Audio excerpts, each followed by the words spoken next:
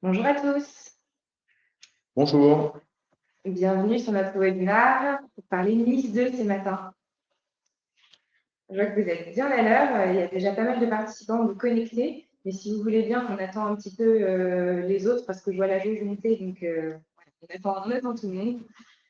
En tout cas, merci de nous rejoindre ce matin. Je sais que 9 heures, c'est au tout début de votre journée, mais finalement, comme ça, vous allez en savoir plus aujourd'hui sur Nice 2. Je sais que c'est un sujet voilà, qui vous intéresse beaucoup. C'est pour ça qu'on a fait ce webinaire. C'est vraiment un sujet d'actualité et on va le voir ensemble. L'idée, c'est que vous puissiez comprendre un peu mieux ce que c'est, comment ça marche, quels sont les enjeux. Comme ça, vous-même, vous pourrez en parler finalement à vos clients et ça pourrait être un nouvel axe finalement d'approche par la cybersécurité, par le réglementaire, pour parler en fait d'assurance cyber. Et ça, c'est important aussi de trouver des nouveautés, des nouveaux axes d'approche. J'espère que vous avez pris votre café à côté. Nous, on a le nôtre. Donc, vous allez voir, on en reparlera un petit peu après concernant le déroulé, mais on va vous parler bien sûr de Nice 2, on va vous parler de l'offre qu'on a construite justement pour les entreprises.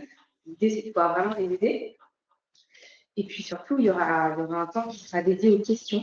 Et je vous invite tout de même à poser vos questions au fil de l'eau. Si jamais on voit qu'il y a des questions qui font vraiment écho à un moment qu'on est en train d'avoir, on va les prendre tout de suite et ce sera plus dynamique. C'est pas interactif dans le sens où moi, je ne peux pas vous entendre. Mais voilà, avec vos questions, ça me permet aussi de voir si vous avez des interrogations à certains moments. Et sinon, à la fin, il y aura un temps dédié pour tout ce qui est questions-réponses. Donc voilà, n'hésitez pas. Écoutez, je vous propose qu'on commence sans plus attendre. On est quand même déjà bien nombreux, donc allez, c'est parti. Les autres nous rejoindront en cours de route. Et puis, bien sûr, comme d'habitude, il y aura un rapide. Vous voyez, aujourd'hui, nous sommes deux autour de la table. Je pense que la majorité d'entre vous me connaissent, mais je me représente pour ceux qui ne me connaissent pas encore. Moi, je suis Alexia Moreau, directrice assurance cyber chez Datac. Vous le savez, j'ai la double casquette assurance et cybersécurité. Donc aujourd'hui, je pourrais aussi bien vous parler de l'un que de l'autre. Et donc moi, bonjour, je suis Nicolas Lopez, je suis le cofondateur du cabinet de conseil Cube. C'est un cabinet de conseil qui est spécialisé en stratégie des systèmes d'information. On adresse pour nos clients des problématiques autour des systèmes d'information en général et de la cybersécurité. Merci Nicolas. Peut-être un petit zoom sur nos deux maisons. Bon, si vous êtes ici, c'est que vous connaissez Datac, évidemment. Donc, je ne vous représente pas Datac. Vous savez très bien qu'on est spécialisé en assurance cyber, mais pas que. Chez nous, la cybersécurité, toute l'expertise, finalement, c'est dans notre ADN. On a à cœur d'avoir des collaborateurs qui sont spécialisés sur le sujet et aussi d'avoir des partenaires qui sont spécialisés sur le sujet. Peut-être que tu veux nous présenter un petit peu plus Cube, Nicolas? Oui, donc comme je l'ai dit, on est stratégie, on est orienté vraiment stratégie sur nos systèmes d'information. On est assez jeune, hein, on a été créé en 2022. Aujourd'hui, on est une quinzaine de personnes, on sera certainement une vingtaine sur la fin de l'année. Notre ADN, c'est travailler avec vraiment les dirigeants du système d'information, donc les CIO, les CTO, les CISO pour la partie cyber. Et pour ça, on cultive vraiment l'indépendance. Donc on n'est pas associé à on va dire des éditeurs qui vendent des solutions de sécurité pour justement rester complètement libre de penser et venir voilà, appuyer les décideurs librement sur leurs décisions. On travaille sur les résultats, c'est-à-dire qu'on s'engage au forfait à produire des résultats de qualité et vraiment sur du sur-mesure. Donc, on veut vraiment faire du conseil très qualitatif pour nos décideurs sur le système d'information. Et globalement, on travaille aujourd'hui pour des grands comptes classiques dans l'assurance, dans la banque, dans l'industrie, et aussi pour des ETI de plus en plus, pour des ETI qui sont assez demandeuses sur la cyber. Le marché est vraiment en train de s'ouvrir, mais aussi sur le système d'information en général, sur du cloud, tout un tas de conseils. sur de la data. Je pense que côté courtier, ça doit faire écho aux problématiques finalement que remontent vos clients. Bien sûr, ils viennent vous voir pour tout le volet assurantiel, mais quand vous échangez avec les RSSI des entreprises, voilà, ils vous parlent de ces problématiques. Moi, je trouve ça important, effectivement, le volet transparence qui est à côté Cube, le volet sur mesure, parce que voilà, on a besoin d'un accompagnement par des gens qui viennent du terrain. C'est pas purement de la théorie. Voilà, toi, Nicolas, peut-être que tu as un discours où tu as été beaucoup de choses dans tes anciennes vies, notamment RSSI. Enfin, voilà, tu as travaillé dans de nombreux contextes. Donc voilà, l'importance pour nous, c'est d'avoir un partenaire qui comprend vraiment les enjeux de terrain de vos clients. Si vous êtes venu aujourd'hui, c'est pour qu'on parle de Nice 2. Donc, au sommaire, on a le panorama de la directive et puis bien sûr l'offre packagée que l'on propose. Sans plus attendre, je vous propose qu'on démarre.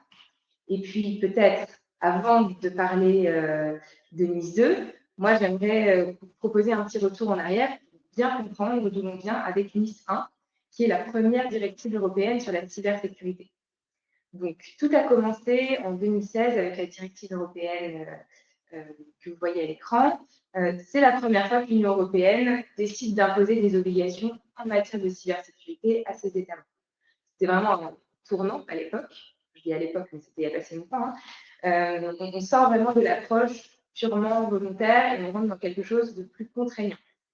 Ça, c'est important parce que l'enjeu derrière, c'est de pouvoir faire monter l'ensemble des États membres en matière de cybersécurité. J'imagine que vous voyez d'où ça vient. Aujourd'hui, par exemple, la guerre, elle ne se fait plus uniquement sur le terrain, elle se fait aussi dans le cyberespace. Donc, c'est important que les États membres de l'Union européenne puissent être robustes en matière de cybersécurité et que les entreprises qui composent leur écosystème aussi. Vous savez, on parle souvent du maillon faible dans la chaîne en général. Voilà, l'idée pour cette directive, c'était d'identifier les entreprises qui étaient critiques, un peu des organes vitaux d'une nation, et puis de pouvoir justement imposer, cette fois-ci c'était plus encourager, mais imposer avec du réglementaire, des mesures minimales de cybersécurité à mettre en place. En France, cette directive, elle a été transposée en 2018. Et là, on a commencé à avoir des obligations qui étaient très concrètes pour certaines entreprises. Donc, en pratique, NIS 1 reposait sur 23 règles de sécurité avec des grands piliers. Par exemple, la gouvernance, comment l'entreprise pilote la cybersécurité. Est-ce qu'il y a un RSSI? Est-ce qu'il y a un comité de sécurité? Un volet protection, là on parle des mesures techniques comme le pare-feu, la segmentation réseau, le chiffrement, ça vous connaissez bien, on en parle souvent. La défense, c'est-à-dire la capacité à détecter et puis surtout à réagir aux incidents. Typiquement, c'est est-ce que l'organisation elle a un SOC ou un dispositif d'alerte, un MDR, voilà. Et puis enfin, tout ce qui est résilience, qui est un peu oublié de la directive finalement, mais qui pose la question qu'est-ce qui se passe si on est attaqué? Est-ce qu'on sait redémarrer? Est-ce qu'on a testé notre plan de réponse à incident, notre plan de réponse, notre plan de reprise d'activité? Voilà, ces choses-là. Côté secteur concerné, on en comptait 7 au départ, à savoir l'énergie, les transports, la finance, la santé, l'eau potable et les infrastructures numériques. Donc, tout à l'heure, vous parliez des organes vitaux de la nation. Là, c'est flagrant. C'est-à-dire que sans ça, c'est compliqué pour une nation de fonctionner de manière nominale. Donc, des secteurs critiques, mais très ciblés. Et ça concernait environ 300 entreprises en France qu'on appelait les OSE, donc opérateurs de services essentiels, désignés par l'État, ça c'est important, et les FSN, les fournisseurs de services numériques, comme par exemple les plateformes de cloud, les moteurs de recherche, etc. Et donc là, je vais être honnête, sur le papier, c'était pas mal, un bon début, mais en réalité, NIS 1 a été quand même assez critiqué pour différentes raisons. Beaucoup d'hétérogénéité entre les pays. Certains, c'est vrai, ont appliqué la directive à la lettre, d'autres un peu moins. Hein, ça va dépendre en général si c'est des bons élèves, on va faire directives. Et le résultat, ça a fait que c'était une sorte de patchwork européen où une entreprise pouvait être très, très contrainte en France, par exemple, et quasiment libre ailleurs sur une même directive. Deuxième point qui a été un peu critiqué, pointé du doigt, c'est un champ d'application trop étroit. Voilà, avec, comme je disais, seulement quelques centaines d'entreprises concernées. Or, la menace, vous le savez, ne concerne pas que les grands acteurs. C'est pour ça que des acteurs comme Datac existent et qu'on peut adresser des entreprises qui vont de la TPE à la grande entreprise. Donc, voilà, il faut pouvoir adresser l'ensemble du champ pour ne pas négliger certaines entreprises. En France, vous le savez, l'écosystème est composé quand même de pas mal de TPE, PME, donc ça compte. Et enfin, c'est vrai que les sanctions étaient relativement dérisoires. C'était des amendes vraiment petites, 100 000 € maximal. Tout est relatif, mais vous voyez, on a l'habitude avec des réglementations comme le RGPD, à des sanctions qui font un petit peu plus mal. Et c'est aussi ça qui avait été critiqué à l'époque. Mais d'ailleurs, le RGPD, effectivement, au début, avant le RGPD, la CNIL essayait, etc., avec des amendes du même genre, et ça n'avait pas eu un écho très, très fort. C'est vraiment quand on monte les amendes que, du coup, les dirigeants commencent à se dire bon, là, il faut qu'on regarde. Ah bah oui, quand on touche au portefeuille, tout de suite, on a plus envie de mettre des mesures de cybersécurité. Donc voilà, ça c'était le décor de Nice 1. Ça a posé les bases, mais l'Union européenne a vu qu'il fallait aller un peu plus loin. C'est ce qui a donné naissance à Nice 2.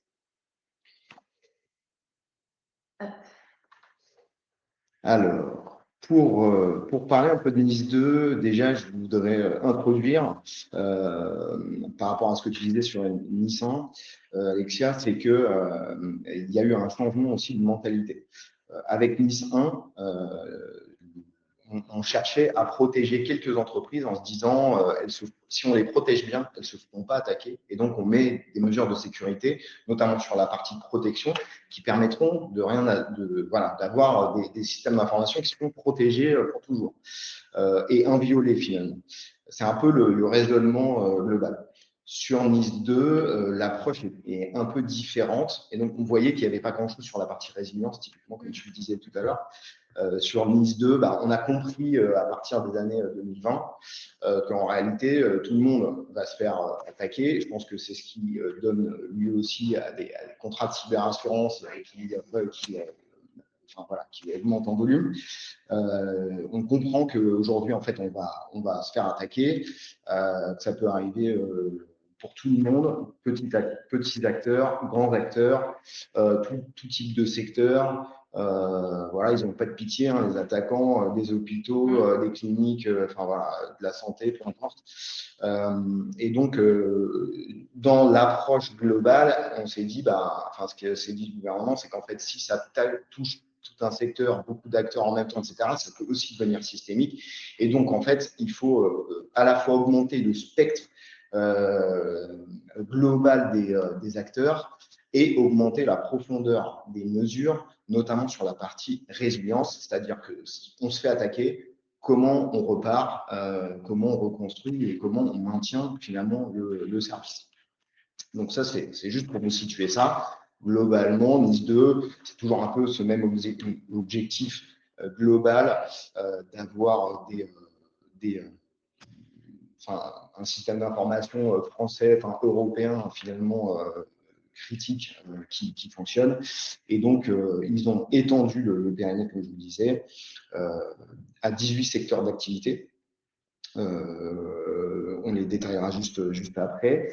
Et comme c'est quand même contraignant, ça va toucher beaucoup plus d'entreprises, ils ont découpé le scope en des entités essentielles et des entités importantes. On va revenir un petit peu dans le détail sur le support juste après, avec globalement des mesures qui seront plus contraignantes pour les entités essentielles et un peu moins contraignantes pour les entités importantes. Ça permet quand même de dire, vu l'ampleur du sujet, que pour des entités importantes, le budget à consacrer sera moins important. Et donc, voilà, comme c'est quand même très, très, très contraignant, quand vous discutez avec les acteurs, Nice 2, c'est pas toujours bien pris, hein, notamment dans les TPE, les PME et plutôt les ETI.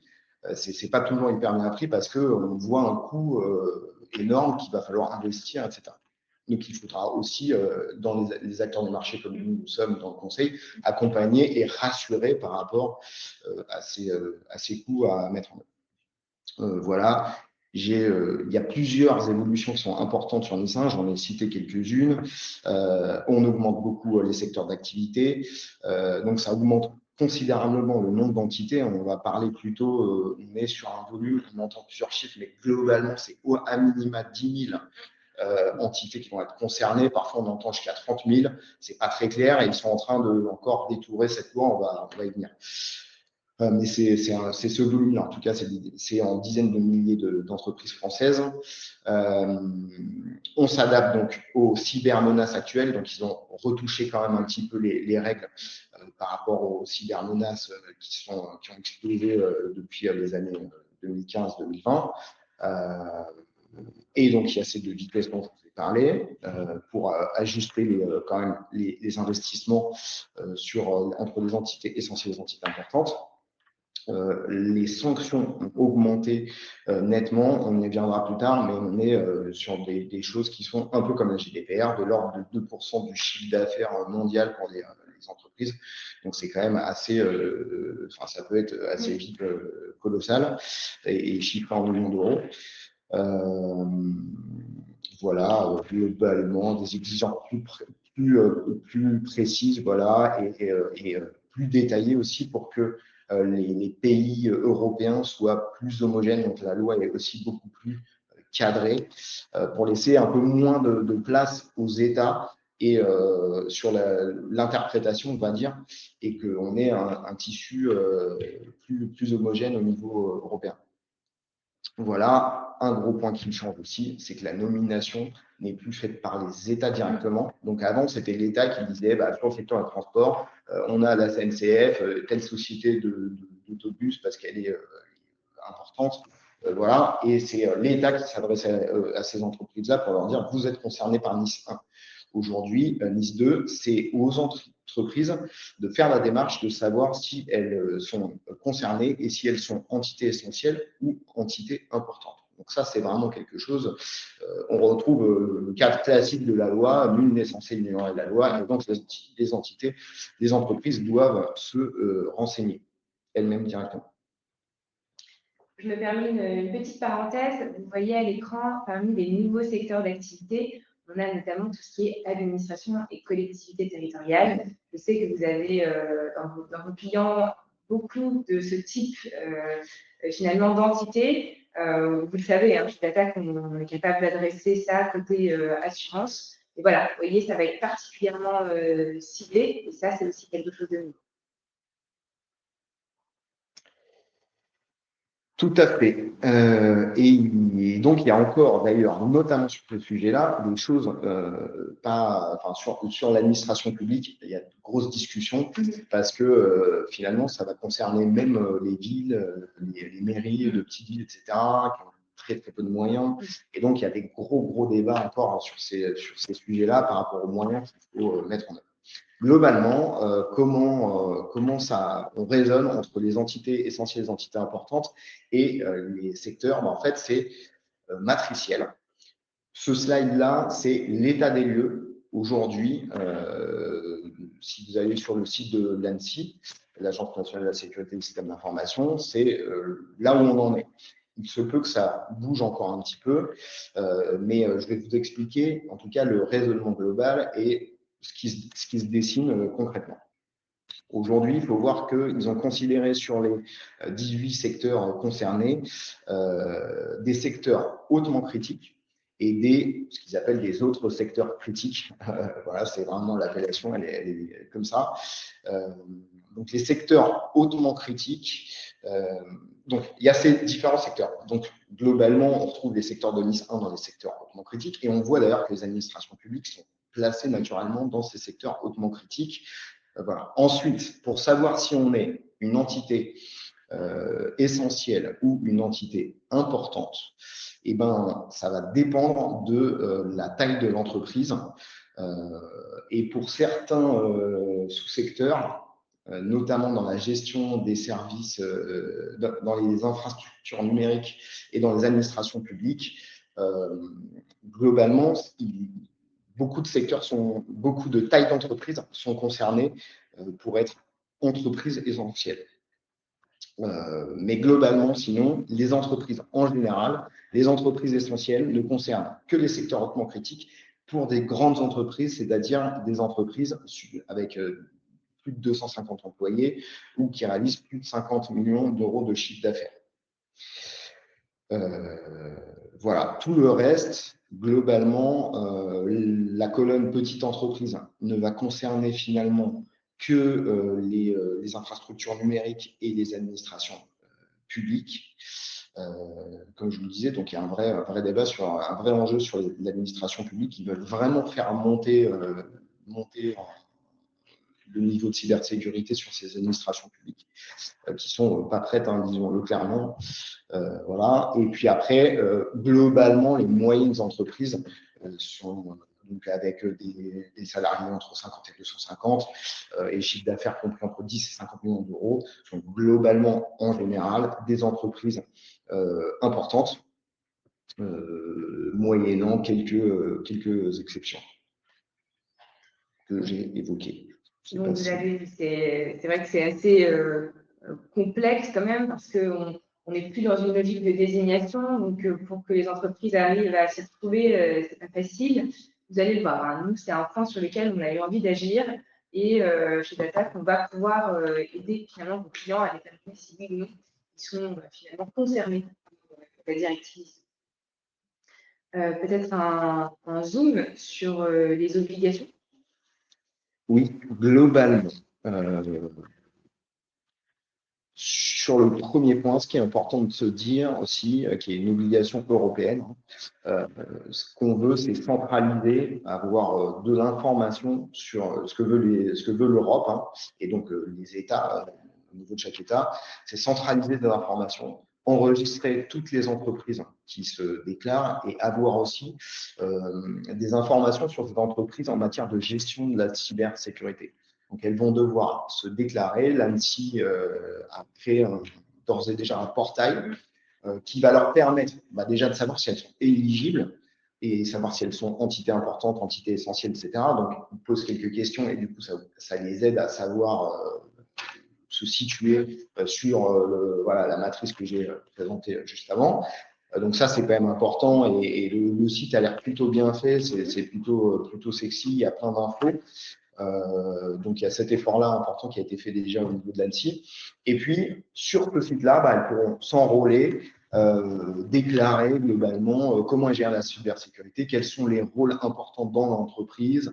Je crois qu'il n'y a pas énormément, c'est pas énormément d'informations, hein, mais c'est qui est le RSSI ou qui porte la fonction et qui dialogue, qui a la responsabilité du dialogue avec l'ANSSI, notamment sur la partie 3, ou en tout cas quand il y aura besoin d'échanger. Donc ça, c'est important, c'est l'enregistrement de l'entité auprès de l'ANSSI. Le point 2, c'est la gestion des cyber. Donc là, on va rentrer classiquement sur toutes les mesures. En fait, là, on prend en compte toutes les mesures du programme. Jusqu'à aujourd'hui, il y a 20 exigences, je vais vous le montrer juste après. 20 objectifs de sécurité. Ça peut encore un peu bouger parce que la loi est en discussion. Mais bon, globalement, ça ne va pas. Ça ne révolutionne rien sur la cybersécurité. Hein. Mais là, ce pilier-là, c'est de dire on gère la cybersécurité, on choisit ses mesures, on en fait sa gouvernance, etc., protection, défense, résilience, etc. Et puis, le troisième point sur lequel ils insistent, c'est que désormais, à chaque fois qu'on rencontre un incident de sécurité, de cybersécurité, on a une obligation de le déclarer auprès de l'ANSSI, toujours via ce portail et ces moyens de communication qui sont mis à la disposition de l'ANSSI. Et donc, via cette personne qui a été identifiée, qui est enregistrée, dont je parlais tout à l'heure, cette personne doit déclarer l'incident officiellement à l'ANSSI.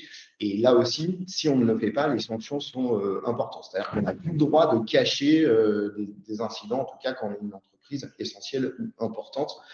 Et ça aussi, c'est dans les mentalités quelque chose, je pense, qui va être compliqué. à faire passer parce que parfois, on n'a pas forcément envie de communiquer. On essaie de mettre un peu sous le tapis. Pour ses clients, on imagine, ça a un impact.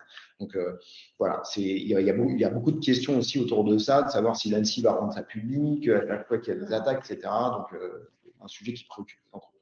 Au-delà de se dire, tiens, est-ce que l'entreprise a envie ou non, parfois, l'entreprise ne sait pas comment faire, parce que c'est vrai que c'est pas évident quand on ne l'a jamais fait. Pour rappel, donc chez Datec, on a un CERT, et nous, en cas d'incident, donc déjà, on est là pour nos clients pour les aider à remonter leur système informatique et à repartir, mais aussi pour les accompagner sur le volet qui est un petit peu plus juridique. Enfin, voilà, là, on est à la croisée des mondes entre le juridique et la cybersécurité, mais en tout cas les obligations réglementaires. Et là, on va pouvoir les accompagner, pouvoir faire ça correctement avec les bonnes données. Voilà, après, du coup, les sanctions aussi ont nettement évolué. Voilà, je les ai affichées, mais globalement, voilà, pour les entités essentielles, on est sur 10 millions d'euros ou 2% de chiffre d'affaires mondial. C'est un peu le même raisonnement que pour la GDPR. Et pour les entreprises importantes, c'est un petit peu moins élevé, mais je pense que c'est quand même largement dissuasif. Sachant que les administrations publiques vont être soumises aussi aux amendes. Je crois qu'ils sont en train de négocier de manière un peu différente pour le public. Là, c'est des amendes privées qui sont déjà communiquées. Mais en tout cas, donc les textes sont encore en train d'être ajustés. Mais globalement, on sera sur ces lignes-là et les administrations publiques seront aussi concernées. Donc, je pense que là, ils vont avoir beaucoup. Nous, on sait qu'il y a beaucoup de conseils qui vont être vendus. Elles sont en train de demander comment elles vont y arriver. C'est assez important. Voilà. Donc là, on vous a remis les objectifs de sécurité en l'état tels qu'ils étaient avant de passer dans les moulinettes, on va dire, de l'État, des validations d'implémentation. Mais globalement, on ne va pas révolutionner tout ça. Je vous ai remis les anciens piliers NIS 1, gouvernance, protection, défense, résilience, parce qu'on retrouve un peu ces thématiques-là, mais ce n'est pas publié exactement comme ça. Voilà. Donc, je pense qu'on va rester à peu près sur cette dynamique-là. Il n'y aura pas de surprise. On croise d'ailleurs beaucoup d'entités aujourd'hui qui disent dans les ETI, moi j'attends finalement comme la loi a pris un peu de retard, je ne veux pas y aller, etc. Nous, on essaie de leur dire, attendez, les choses ne sont pas dans le marbre, ok, mais ça, tout ce qu'il y a là, c'est très compatible avec les grands frameworks de sécurité bien connus, que ce soit le NIST, que ce soit l'ISO 27001, 27002, etc. Donc, il n'y aura pas de surprise. Vous pouvez déjà avancer, et notamment sur ce volet gouvernance qu'on retrouve dans toutes les réglementations de sécurité, qui est un volet très, très structurant sur l'organisation de la cybersécurité, la justification des moyens qu'on met à la cybersécurité. Donc, tout ça, c'est des choses qui ne se mettent pas en place en un mois et on les encourage à y aller. Donc, voilà. Je ne sais pas si je vais détailler forcément, ça vous donne des idées sur ce qui est fait. Je ne sais pas ce que tu en penses. Non, je pense que là, on ne va pas vous faire une masterclass de cybersécurité, voilà. Mais de toute façon, là, quand vous parcourez des yeux les 20 objectifs importants que vous voyez à l'écran, en fait, c'est des choses qui vous parlent, que vous avez déjà vues. Les questionnaires assureurs, vous commencez à les connaître. Donc, en fait, dedans, on retrouve forcément les thématiques, que ce soit au niveau des prérequis de cybersécurité, mais même au-delà de l'hygiène cyber des entreprises en général. Et ça, c'est vrai que pour une entreprise, ça peut être vu comme une contrainte parce qu'il faut encore mettre des choses en place obligatoirement. Mais finalement, c'est l'opportunité de s'améliorer en cybersécurité et d'être plus fort face aux cyberattaques. Je rappelle que le risque cyber, c'est devenu le risque numéro 1 pour les entreprises. Donc, ça, finalement, c'est une feuille de route vraiment intéressante. Tout à l'heure, comme disait Nicolas, on n'est pas en avance en France. Donc, on va juste revenir rapidement. On n'est pas les pires. On n'est pas les pires dans l'État en Europe, mais. C'est vrai. Donc, on va se pencher rapidement sur le calendrier. Donc, vous voyez, sur le premier niveau, c'est au niveau européen. En bas, c'est la France. Donc, voilà. Pourquoi, en fait, on est en retard? Vous savez, l'année dernière, il y a eu la dissolution de l'Assemblée nationale, ça avait aidé, on a pris un petit peu de retard, etc. Et là, vous allez me dire, OK, mais est-ce que c'est grave? Bah oui, quand même un peu, parce que pendant ce temps-là, on a certains États membres qui ont déjà transposé la directive, ou alors qui sont sur le point de le faire. Et la France, elle est encore dans la file d'attente. Donc, c'est vrai que moi, j'ai tendance, comme toi, Nicolas, à dire qu'il ne faut pas attendre que tout soit bien transposé, que tout soit parfaitement passé côté français, pour que les entreprises commencent à se mettre en conformité. Voilà, là, ça prend un petit peu de temps chez nous, vous connaissez l'administration, mais ça va arriver, et le jour où ça va arriver, par contre, là, il faudra avoir mis en place les moyens pour se donner justement la possibilité de pouvoir atteindre le bon niveau de cybersécurité. Tu vois qu'en fait, j'ai fait une erreur de copier-coller sur le slide. Le 12 mars 2025, en fait, c'est le passage en première lecture au Sénat. Pas le passage en Conseil des ministres qui a eu lieu le Conseil en 2024. Donc, c'est là que le top a été donné en octobre 2024. Finalement, au moment où on aurait dû promulguer la loi, on est arrivé juste, on a lancé la loi dans les tuyaux et elle est le 12 mars 2025, c'est la validation par le Sénat. Donc, elle est d'abord passée par le Sénat et là, elle est dans les tuyaux, on va dire, entre le Sénat et l'Assemblée nationale. Ah oui. Voilà. Donc, il y avait quelques modifications, mais pas majeures, des modifications mineures au niveau du Sénat, et ça a été validé en première lecture, donc plutôt quand même bien. Et c'est dans les tuyaux entre le Sénat et l'Assemblée nationale. Donc, globalement, la loi elle devra entrer en vigueur. Les étapes aujourd'hui ne sont pas planifiées. Ça va arriver très certainement sur le semestre de 2025. Hein. Et après, la loi, elle est promulguée une fois que tout est OK. L'entrée en application, et il y aura une date qui sera donnée, qui ne sera pas la date de la promulgation de la loi. Hein, d'accord. Dès qu'on a la loi, les décrets, les arrêtés, c'est bon, la loi est officielle. Mais après, ils donneront à ce moment-là aussi une date d'entrée en application à partir du moment. Et en général, ils laissent, je pense qu'ils vont laisser 6 mois, 1 an aux entreprises pour finalement dire bah, vous devez être conforme à telle date. Mais autant dire qu'en fait, ils devraient y aller maintenant parce que si dans S2 2025, on leur donne 6 mois pour être conforme, il y a du boulot. Voilà, il y aura beaucoup de boulot s'ils partent de zéro quasiment. Alors, j'en profite pour répondre à une question, parce que vous êtes plusieurs à l'avoir posée, donc merci. Vous parlez de DORA. Vous êtes plusieurs à me dire dans les commentaires quelles sont les différences, est-ce que c'est la même chose, etc. Alors, est-ce qu'il y a un lien avec DORA, finalement, dans le NIS 2? La réponse courte, c'est oui, il y a un lien, mais en fait, ces deux textes sont complémentaires et pas concurrents. Pour vous résumer, NIS 2, c'est le cadre général pour renforcer la cybersécurité des entités critiques en France, tout secteur confondu, santé, énergie, eau, numérique, vous l'avez vu tout à l'heure. DORA, par contre, c'est beaucoup plus ciblé. Elle s'adresse finalement au secteur financier au sens large, banque, assurance, fintech, prestataire IT de ces acteurs. Donc voilà, vous voyez, c'est un peu plus ciblé. Et son objectif, c'est vraiment de standardiser la gestion du risque numérique dans tout l'écosystème financier européen. Et elle est très axée résilience, donc gestion des incidents et résilience, comment on repart pour les secteurs financiers qui sont très, très visés par les attaques. Oui. Donc, DORA, c'est vraiment la résilience pour le secteur financier. Et du coup, ce qu'il faut se dire aussi d'ailleurs, c'est que ce n'est pas l'ANSSI qui porte la réglementation et ce système de sanctions. Là, pour DORA, le régulateur dans chaque pays, c'est la Banque centrale et donc l'AMF. Côté régulateur, c'est DORA. Ceux qui vont sanctionner, c'est soit l'AMF, soit la CPR en fonction de l'établissement concerné.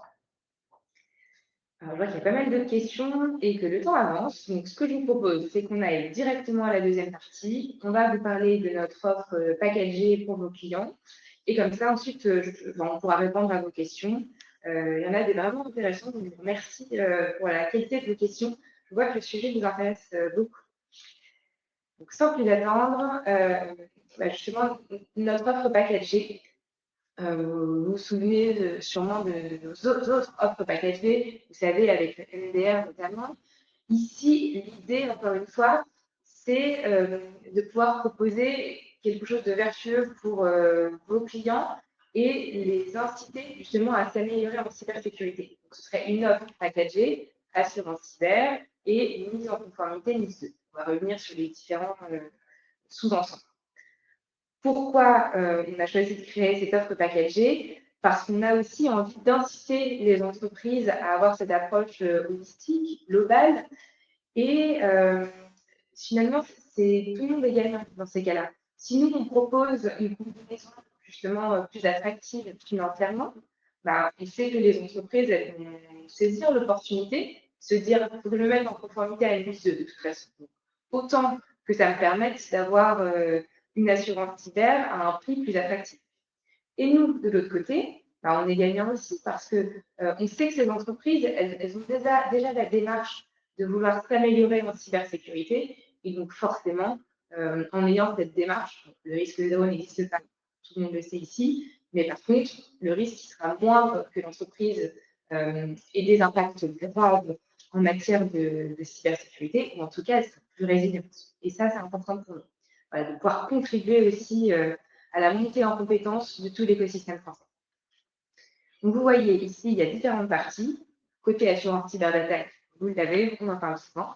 Mais côté mise en conformité NIS 2, il y a 3 étages dans notre pyramide. Les 2 premiers étages, nous, on a choisi de pouvoir les offrir à vos clients parce que ça nous semble important pour justement amorcer cette appétence. Je fais un petit zoom dessus. Donc, on a le diagnostic du besoin de conformité NIS 2. On se disait tout à l'heure, c'est pas clair. Qui doit se mettre en conformité, qui non, qui est sous la directive.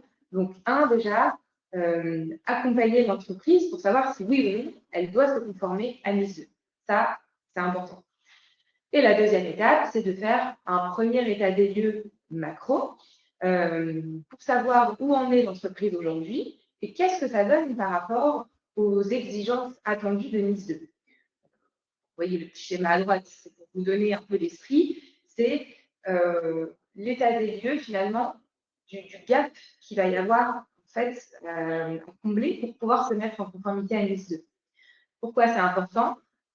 C'est une prise de conscience parce que parfois, effectivement, les entreprises se disent ouais, moi, je suis pas mal, je mis quand même des firewalls, des antivirus, c'est bien, c'est un bon début, mais par contre, NIS 2, tu l'as dit, Nicolas, la marche, elle est quand même sacrément haute, donc il faut avoir cette prise de conscience pour ensuite pouvoir amorcer la phase de travail de mise en conformité à NIS 2. Donc, ces 2 premières étapes, nous, on a choisi de pouvoir les mettre à disposition, finalement, de vos clients, de nos futurs assurés, et bien sûr des assurés aussi actuellement qu'on a déjà en portefeuille.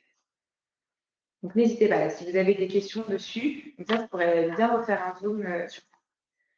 L'idée, comme d'habitude, c'est pas de proposer un questionnaire de milliers de questions. On veut que ce soit efficace et que ce soit une première étape simple. C'est important de rendre la cybersécurité accessible à tous. Et ensuite, le deuxième volet, une fois qu'il y a eu cette prise de conscience, c'est la mise en conformité à NIS 2. Et c'est là qu'intervient justement Cube. Voilà, donc nous, globalement, pour vos clients, nos clients communs, du coup, on intervient comme ça sur les mises en conformité à NIS 2. On a une mission de cadrage au final, et c'est ça qu'on vend. Elle est ultra importante parce qu'elle permet déjà finalement d'atteindre un premier niveau de conformité à la réglementation NIS 2. Donc, on va récupérer l'état des lieux. Évidemment, on part de cette base-là. On précise un petit peu ce détail-là en faisant une analyse des écarts avec la loi. Donc, là, on prend un peu bêtement, scolairement, je vais dire, les objectifs de sécurité, les règles CADA, etc. Et on sort un tableau, c'est-à-dire qu'on leur donne les moyens de se piloter par rapport à cette réglementation. C'est important. Donc là, je vous ai mis les livrables typiquement qu'on sort sur cette mission de cadrage. On leur ils proposent aussi, on leur fait faire un détourage des SI critiques, qui est hyper important, puisque dans cette loi, c'est vrai qu'on n'a pas précisé jusqu'ici, mais dans cette loi, comme dans toutes les lois, désormais qui sortent sur la cybersécurité, on doit détourer ces systèmes d'information. Je dis critiques parce que c'est ce qui parle le plus. Souvent, là, il parlait de systèmes d'information réglementés dans les premiers textes, en tout cas, de Nice. Mais globalement, voilà, ça veut dire la même chose. Ça veut dire qu'on évalue finalement dans cette activité qu'on fait qui est essentielle ou importante pour la nation, on évalue quelles sont les applications finalement de son système d'information qui sont réellement critiques. Et du coup, on va appliquer l'essentiel des mesures de sécurité d'abord sur ce SI critique. Et donc ça, c'est très important. Ce qu'on explique aux clients, c'est que du coup, ça permet aussi d'ajuster son budget, de maîtriser son budget, ses risques par rapport à ce SI critique. Voilà. Et puis après, on vend tout de suite le premier pilier globalement gouvernance, qui est celui qui va permettre de justifier les différentes mesures. Et c'est celui-là, c'est ce sujet-là qui va permettre d'être finalement conforme rapidement à Nice, Nice 2. Mais c'est vrai, on retrouve, j'en profite comme il y a des questions sur DORA, mais c'est les mêmes raisonnements sur DORA, sur les autres réglementations. Globalement, on met en place sa gouvernance, on a un cadre normatif avec les exigences qu'on va appliquer, on a les rôles, les responsabilités qui sont définis et on sait mesurer les risques de manière homogène dans l'entreprise. Donc ça, c'est des choses qui sont ultra importantes et qui couvrent globalement le premier pilier finalement avec les objectifs sur la gouvernance. Et ensuite, avec ça, ça nous permet de travailler avec eux un plan d'action pour être conforme aussi sur toutes les autres volets, on va dire, de la protection, de la défense, de la résilience, et commencer à construire leur feuille de route pour ce qu'on appelle finalement, nous, on leur fait un schéma directeur CyberNIS 2, et on intègre à la fois là-dedans des choses qui sont en cours chez eux, des mesures qu'ils ont déjà, qu'ils améliorent, et puis des nouvelles choses sur lesquelles il y a des défaillances. Et donc, on vient simplement, avec une première mission déjà, leur donner toutes ces choses-là, tous ces outils qui vont leur permettre d'atteindre la conformité à NIS 2. Donc ça, c'est relativement packagé de notre côté. Les prix, ils vont dépendre, évidemment, si vous les vendez. Donc après, il y a le système de commission, mais je laisse peut-être parler en précision. Voilà. Globalement, nous, on adapte, ces prix varient parce que forcément, cette mission, ce n'est pas complètement la même. S'il y a 300 applications à analyser ou 30, pour une ETI, pour même des ETI en général plus grosses. Et donc, on n'a pas affiché le prix là parce que ça varie quand même. Dès qu'on a un code de qualification, on comprend la taille du système d'information et à partir de ça, on ajuste globalement notre forfait. Et puis, ça va dépendre aussi finalement du niveau de départ et aussi du niveau de l'entreprise. Tout à fait. C'est pour ça que cet état des lieux initial que vous voyez là, juste, je ne sais pas si vous voyez ma souris, que vous voyez en tout cas dans la brique du milieu, ça c'est important parce que c'est déjà des premières informations qu'on va pouvoir transmettre à CRIP si l'entreprise souhaite aller un peu plus loin et voir voilà, ce que ça lui coûterait une mise en conformité à NIS 2. Et ça permet de voir où en est l'entreprise aujourd'hui et l'écart, ce fameux gap dont vous parlez tout à l'heure. Alors, parlons concrètement financier parce que ça vous intéresse et je vois déjà des questions dessus. Vous avez raison de me les poser. Déjà, qu'est-ce que ça veut dire ce package quel est l'impact finalement sur la prime d'assurance cyber? Que ça, c'est la question numéro 1. Il peut y avoir une baisse justement de cette prime qui peut aller jusqu'à moins 30%. C'est vraiment significatif. On veut que ce soit marquant et que ça vraiment incite les entreprises à se conformer finalement à NIS 2 et à le faire, voilà, prendre le sujet en main au plus tôt. C'est comme d'habitude, dès qu'on prend le sujet au plus tôt, après ça permet d'être serein sur la mise en conformité. Donc ça, c'est le premier chiffre pour l'impact sur la prime d'assurance cyberattaque. La deuxième question, c'est bien sûr une question de commission. Vous le savez, hein, lorsqu'il y a ces combinaisons assurance et prestations de cybersécurité, que ce soit outils ou alors plutôt prestations de services intellectuels, vous, courtiers, vous êtes bien sûr commissionné dessus. Donc, on est sur le même niveau de commission que d'habitude, hein, 10%.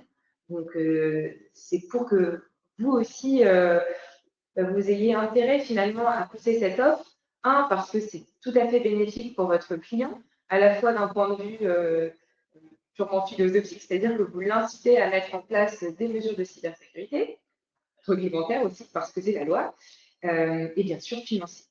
Tout le monde est gagné. Je voyais une autre question. C'est pas clair apparemment. Est-ce que la mission de cadrage NIS2 effectuée par Data, par Cube, voilà. C'est pas clair parce qu'effectivement, il y a une petite superposition. Donc, côté d'attaque, ce qui est offert, c'est un premier état des lieux, c'est-à-dire qu'on va regarder le cybersécurité de manière macro.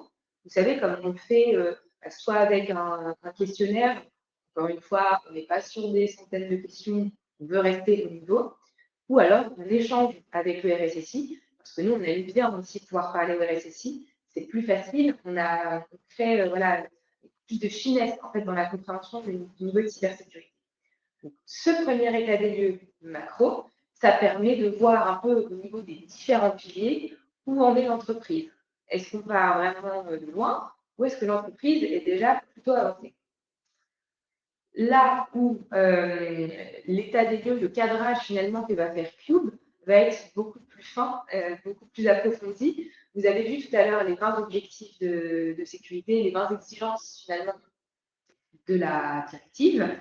Là, il faut aller un tout petit peu plus loin. Là, on ne va pas juste dire ah, est-ce que vous avez mis ce concept en place? Non, non. Est-ce que vous l'avez mis ici, comme ça, pour que ça corresponde à 100% à NIS2? Donc, c'est vraiment un cran plus loin.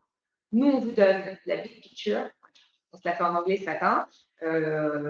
Macro, comme ça donne le premier état des lieux, voir où on est. Et après, pour la mise en conformité à NIS2, Cube va aller un cran plus loin sur les exigences.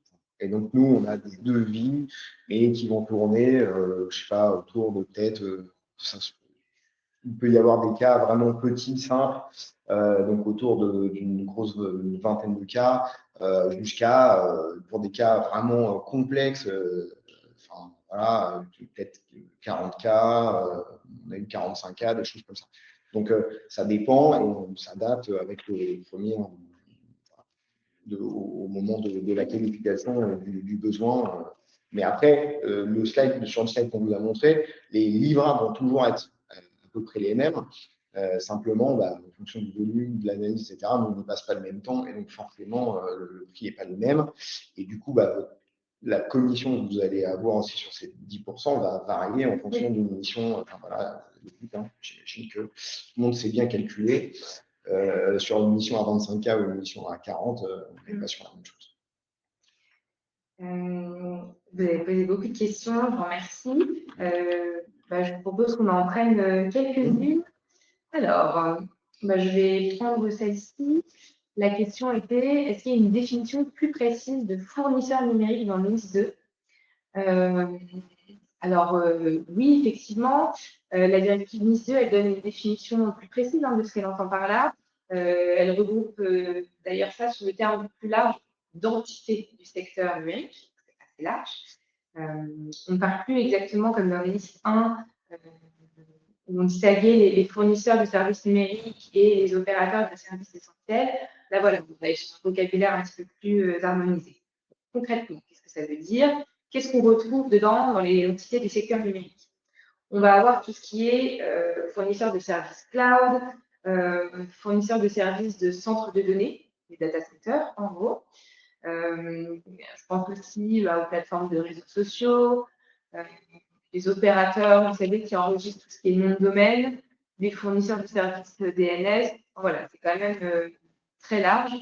Donc, c'est pour ça que pas mal d'entreprises vont être concernées par ça. Il y a une question, toujours sur l'ICEDORA, et on peut peut-être encore préciser. et quelle différence donc, entre NIS et DORA, on a un peu expliqué, et quelle législation prévaut. Donc, ça, c'est quand même intéressant.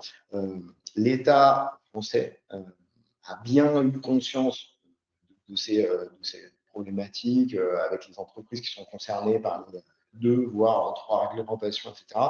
Et donc, dans les textes qui sont actuellement en cours de validation, ils ont intégré 3 réglementations. Et donc, ils essaient de sortir un texte commun français pour l'ensemble des réglementations. Il y a le CRA, le NIS 2, qui est le texte majeur, et DORA, intégré avec des règles qui sont intégrées et communes. Voilà, à voir comment ça va s'appliquer et se décliner. Donc, tout le monde a beaucoup de questions encore autour de ça. On ne sait pas, mais globalement, ils veulent faire une seule loi pour l'ensemble de ces textes en France, pour justement simplifier un peu ces messages-là. Après, globalement, ces lois, elles sont, je dirais, elles sont pas antinomiques, pas du tout. Globalement, déjà, elles ont toutes le volet gouvernance. Donc, il faut voir que là-dessus, elles sont toutes cohérentes. C'est-à-dire qu'on doit avoir des rôles, des responsabilités, piloter sa cyber et surtout pouvoir justifier pourquoi on a pris telle ou telle mesure par rapport à son système d'information. Ça, on le retrouve dans la programmation militaire aussi, etc. Et ensuite, DORA, de toute façon, va imposer des mesures. NIS 2, c'est, on va dire, complètement transverse sur la cybersécurité. On est vraiment sur toutes les mesures typiques de la cybersécurité. Là où DORA va imposer des mesures un peu spécifiques et plus précises sur la partie incident, résilience. Voilà. Donc, finalement, c'est juste que DORA va faire zoomer, etc. Et donc, ils se sont dit, on fait un texte commun et on va s'en sortir comme ça. Donc, ceux qui sont soumis à NIS 2 et DORA devront, dans les mesures qu'ils appliquent, être un peu plus forts, appuyer un peu plus fort sur les parties de résilience, gestion des incidents, etc. Après, ce qui est quand même important, quelle législation prévaut? Ce qui est quand même aujourd'hui dit, c'est que NIS 2, le régulateur global, c'est l'ANSSI. En revanche, pour le secteur financier, etc., ça restera les législateurs, les régulateurs, pardon, comme l'AMF, la CPR, et donc c'est eux qui contrôleront ces établissements-là. Je vais prendre une dernière question parce que je vois que le temps avance. Juste avant d'y répondre, parce qu'elle est un peu à détailler, oui, la présentation sera bien sûr envoyée à tous les participants. Vous aurez aussi le replay comme d'habitude, donc vous pourrez nous réécouter en podcast si vous le souhaitez à tout moment. Et puis surtout, tous vos relais commerciaux chez Datac sont à votre disposition pour répondre en fait à vos interrogations, à vos cas de figure bien précis. Moi, je vous invite vraiment à les solliciter. Ce sont vos interlocuteurs principaux. Donc, la question que je prends, la note très intéressante. Est-ce que la base centrale de l'ANSSI ne va pas devenir une cible des hackers pour connaître le statut de sécurité de toutes ces entreprises en France et aussi définir des cibles avec un maximum d'informations sur leur protection ou absence de protection? Alors, merci pour cette question parce qu'elle est très intéressante. Vous touchez à un point qui est très débattu en ce moment dans les cercles de cybersécurité. Donc, si on regarde finalement, cette base, effectivement, elle devient une cible potentielle pour les attaquants parce qu'elle pourrait révéler des failles indirectes, parce que c'est un mapping stratégique et aussi parce que, voilà, en cas de compromission, ça pourrait être facile de se dire, hop, on fait un petit filtre, on prend toutes les entreprises et voilà. Attention, par contre, il y a 2 choses à garder en tête ici. Un, cette base, elle ne sera pas publique, bien sûr. On est très, très loin d'un open data où voilà, il y a des failles de sécurité. Les informations, elles seront accessibles uniquement aux autorités compétentes et avec des niveaux de confidentialité qui seront importants. Voilà. Et puis surtout, l'ANSSI, elle est parfaitement consciente du risque. Enfin voilà, c'est pas une autorité qui découvre la cybersécurité. Elle a un des plus hauts niveaux de maturité technique en Europe. Et donc, on peut s'attendre à ce que cette base, elle soit cloisonnée, éditable, chiffrée et surtout très bien protégée. Et en tout cas, probablement bien mieux que les SI d'entreprise qui seront référencés. Donc, oui, je vois ce que vous voulez dire, c'est une cible. Hein. En France, il y a beaucoup de bases de données comme ça hein, qui sont très importantes, qui valent de l'or en termes de données, mais les autorités, elles le savent, elles s'y préparent et il y aura un niveau de sécurité élevé. C'est des protections au niveau militaire, Voilà. ils appliquent des moyens qui sont vraiment Exactement. importants. Mais donc voilà, merci pour votre question parce que je l'ai trouvée très intéressante. Alors, je regarde juste, je pense qu'on a répondu à toutes les questions. Si on en voit d'autres, on n'hésitera pas à vous écrire, ou en tout cas, dans la communication, on vous partagera les slides et le replay à remettre ces informations complémentaires. En tout cas, je vous remercie beaucoup pour votre présence aujourd'hui. Vous étiez nombreux pour nous écouter, vous êtes restés jusqu'au bout. Donc, je vous remercie. C'est toujours un plaisir de vous retrouver le matin. N'hésitez pas, comme je vous le disais, à poser vos questions à vos interlocuteurs chez Datac. Et puis, j'espère à très bientôt pour parler peut-être de NIS2, de cybersécurité en général, mais surtout d'assurance cyber. Et surtout, ne manquez pas le prochain webinaire qui sera justement sur notre approche des ETI chez Datac. C'est quelque chose qu'on a à cœur et on a des sacrées nouvelles à vous annoncer, notamment sur le texte. Je ne vous en dis pas plus aujourd'hui, mais on vous réserve de belles surprises. Donc, à très bientôt pour vous en parler. Merci Nicolas. Merci Xia. Merci à tous et bonne journée. Bonne journée, au revoir.